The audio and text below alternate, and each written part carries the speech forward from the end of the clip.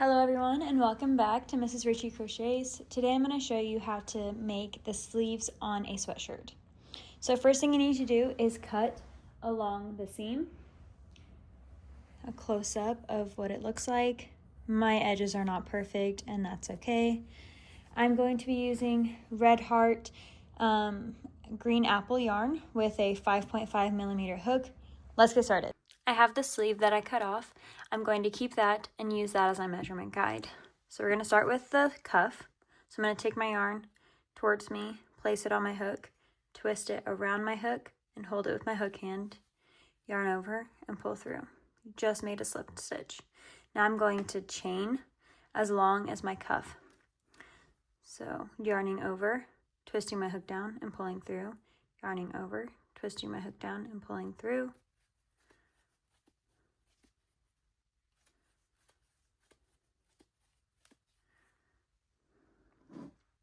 That is the right amount for me, and then I'm going to chain 2 more because I'm going to be doing half double crochets.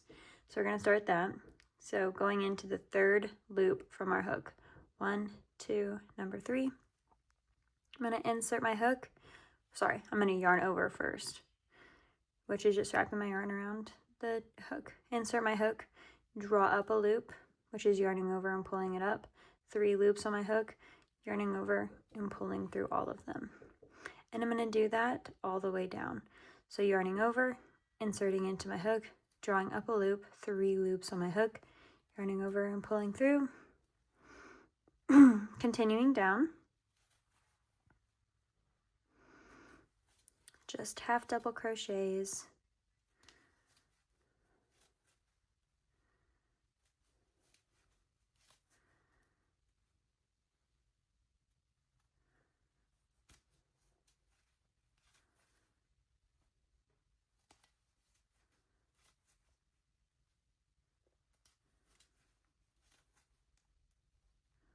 Last one. Okay, so have that done. Check and make sure my measurement is still good. Looks great. I like it to be just a little bit longer. And now I'm going to chain 2 and turn my work. So this is my first one I need to go into, and I'm only going into the back loop. So instead of holding my work like this, I'm going to turn it a little bit towards me so I could see all the V's that I created.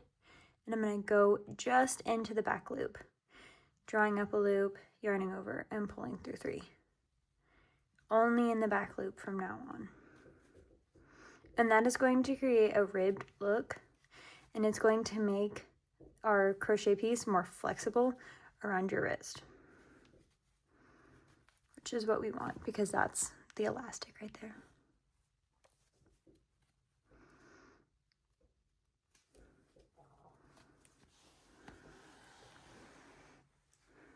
Okay.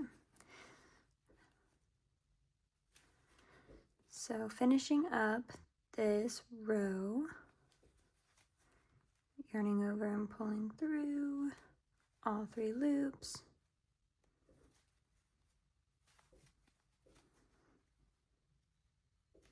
And make sure that you get that last one. Some people get caught up in this where their edges are uneven.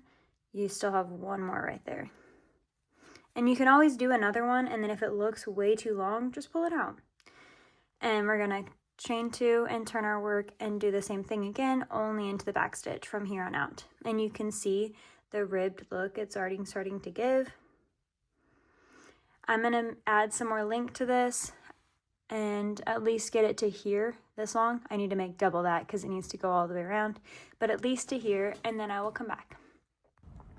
I got this much done, and folding it in half, it fits perfectly over my cuff.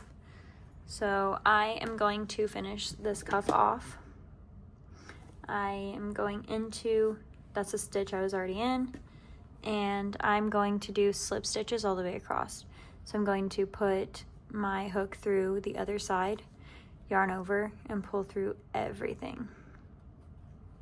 And on this side, which is the side that I was working on, this is the start where I chained at the very beginning, I'm going to continue the ribbed pattern by only going into the back loop. And then on this side, it doesn't matter. I mean, there's only a chain, so that's the only one I can grab. Pulling through everything. So into the back loop, pulling through everything. Into the back loop, pulling through everything. And you can kind of see a little bit of a ribbed look right there. And I'm just going to continue this down until I get to the bottom, and I'll show you what to do next. Okay, I finished the cuff. This is my seam. You can see kind of a little bubble there. Matches the rest. Looks great. So now I'm going to chain 3, and we are going to be doing double crochet clusters. So that means this is my first double crochet, even though it's a chain, and I'm going to go into where it is, where I started that chain, drawing up a loop, 3 loops on my hook, yarning over and pulling through, yarning over and pulling through. I didn't say it before, but you need to yarn over when you're starting this. So yarning over, inserting into that same spot, drawing up a loop, 3 loops on my hook, yarn over, pull through 2, yarn over, pull through 2. Just like the half double, but instead of pulling through everything, we just pull through 2. And then I'm not going to chain, no chains. And I'm gonna skip a couple of pieces, a couple of stitches, like 1, 2, 3, we're gonna go into this one. I'm just like looking at different spots. I'm not being very particular. These are not going to be 100% even. I'm eyeballing this, and that is okay. Doing the same double crochet cluster. After we get through this part, it's much easier. And then again, eyeballing where I think it needs to go, right about here. If you are very particular, you are more than welcome to take a measuring tool and measure the exact distance between all of them and figuring out how far apart they need to be for the whole cuff. But I don't really care like that. 2, 3, going right here. Double crochet clusters are so fun and easy to do. They really don't take up a lot of space. Like, I just feel like the project goes by a lot faster when you're doing this. Oh no. Let me take care of this knot and go all the way around, and I'll show you what to do when I get back. Okay, I have this gap here. This is gonna be my last one. 1 double crochet, 2 double crochets, and 3 double crochets. And then I'm going to not chain anything. Put my hook into the top of that chain 3 that we did, the last one, and slip stitch, just yarning over and pulling through everything. So we have our first start of our sleeve, working up on the sleeve. So we're going to do the same thing all the way around, and like I said, now it is easier because we already have our foundation holes of our granny clusters we can go into. Not our granny clusters, our double crochet clusters, sorry. This is also how I make granny squares. So I chained 3, yarning over, and I'm going to do 2 more double crochets into the holes that I have made. And no chains, just using those holes as guidance. And 1 more, putting 3 double crochets in each hole every time.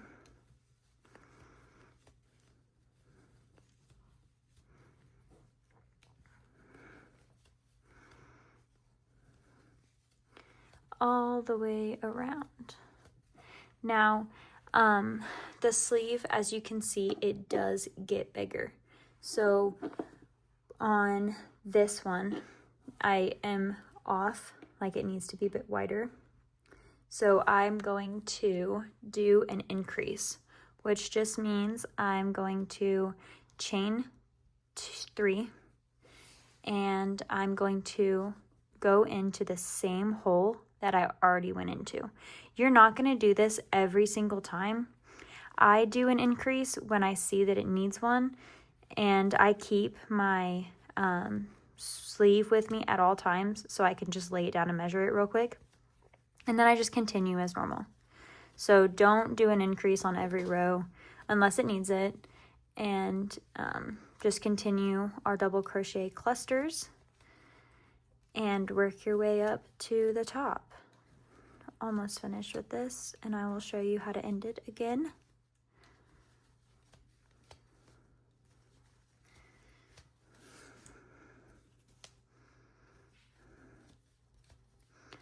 Number 3, 1, 2, 3, and last one. Whoa, 1, 2, and number 3. Okay, you can kind of see the variegated yarn coming out in color. That's cool. I'm going to finish with a slip stitch in the top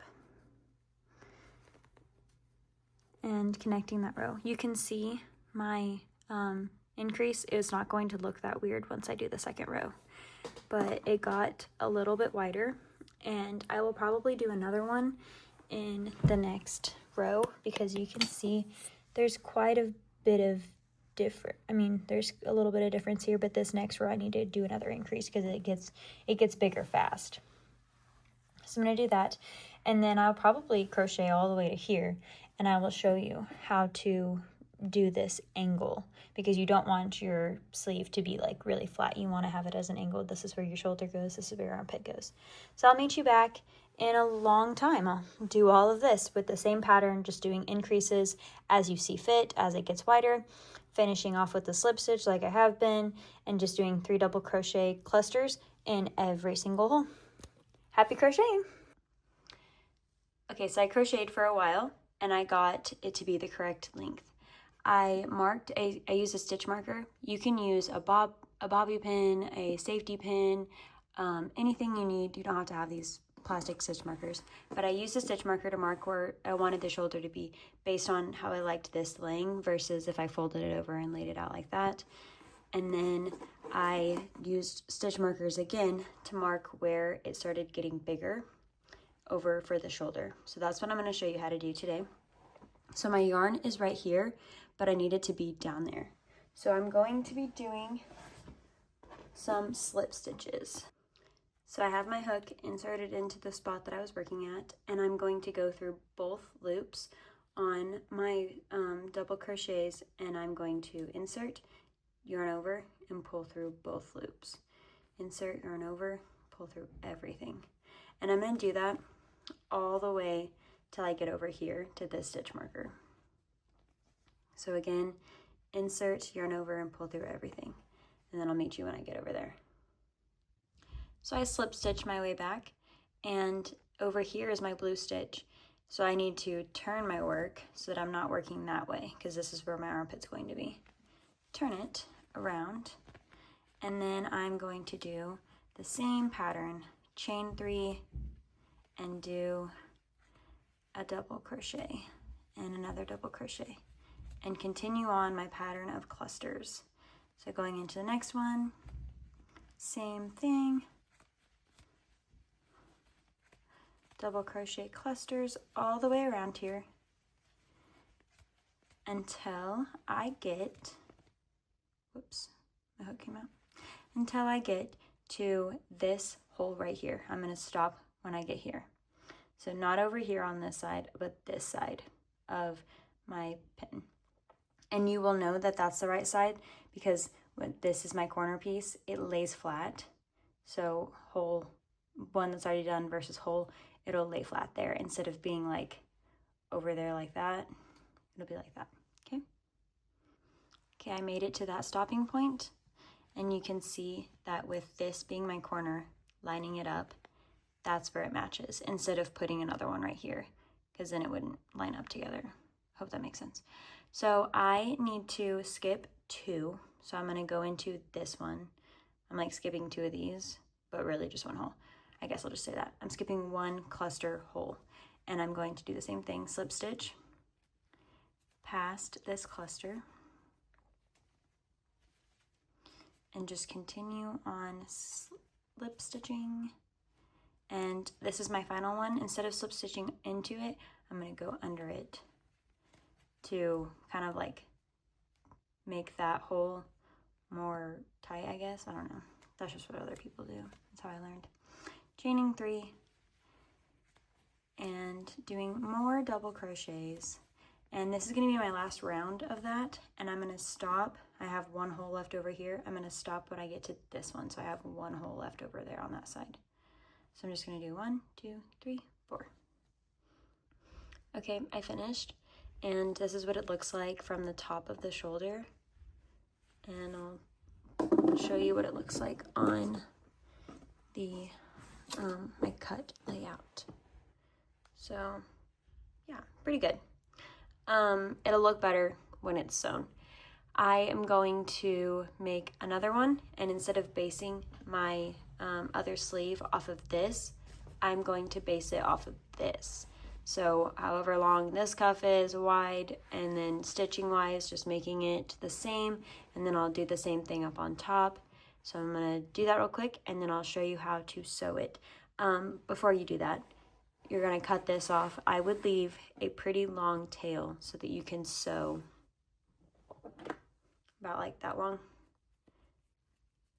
So you can sew your whole piece together with that yarn. Okay, I'll show you how to sew it together. Okay, got my sweatshirt back out, and I am going to inside it out.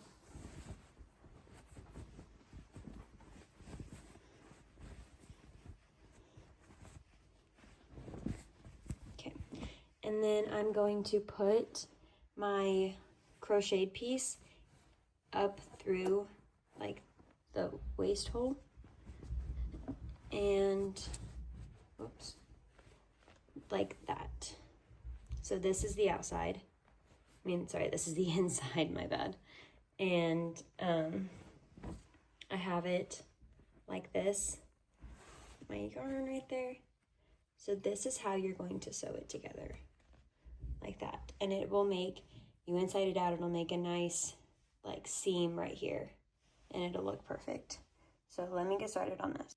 So the first thing I need to do is thread my needle, and I would use a metal needle. You're not going to get through your sweatshirt if you're using anything but metal. I'm pretty sure this is an embroidery needle or a tapestry needle, but I just use it for crochet. So I'm going to try to just go through just the top stitch of my crochet piece, but I'm not going to be picky about it. I am going through directly the middle of my seam, and I'm going to use that as my guide to make my stitches even. And I'm going to try to go through every one, so that's my try to making my stitches lengthwise even. And I'm just going in and out, nothing fancy. And you can do a couple stitches like this, and then my yarn's about to fall out of the needle. There we go, saved it. And then do a big pull to kind of save you some time. But I'm just gonna do that all the way around. And yes, these are not even. So I'm going to do this, and then I'm going to pull it up like that to make it flat. And it's going to sit very nicely on my shoulder. Okay, I'll meet you when I'm done with this and show you what the final. Okay, so I finished sewing this, and I'm gonna just stretch it a little bit because some of my stitches might have gotten a little too tight, but nothing fancy. You can see my stitches aren't even, and that's okay. I'm going to tie this off by just making a small insert into the fabric, into the crochet piece, and then drawing up a loop, but putting my needle through that loop, and then makes a knot. Then I'm going to ensure this really doesn't ever come undone by weaving it through, weaving my ends through, just back and forth. And then I'll do another one like side to side.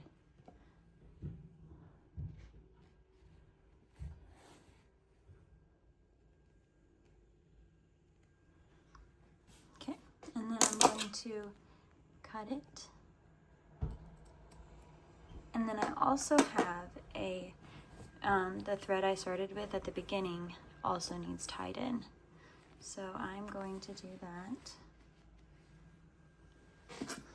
Take the thread out of my needle and tie this in. I know from previously looking at this thread that this is the inside of my piece. Oh, I didn't get that all the way in.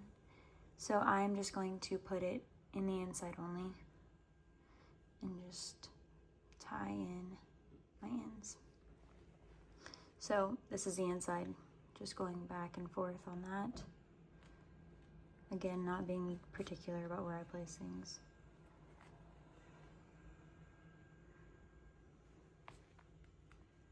And just like that. And loosen it up a little bit. And then cut my thread. Now it is time for the inside out and big reveal.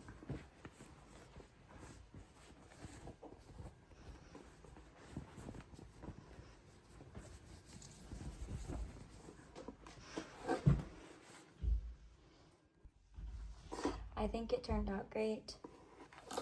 And there is the back. I just need to sew the other side and take out all of my pins, and I will put a picture on the end of this video of the big reveal, but you're going to sew your other sleeve just like you did this one, and also tie in all of your ends. Hope you enjoyed this video.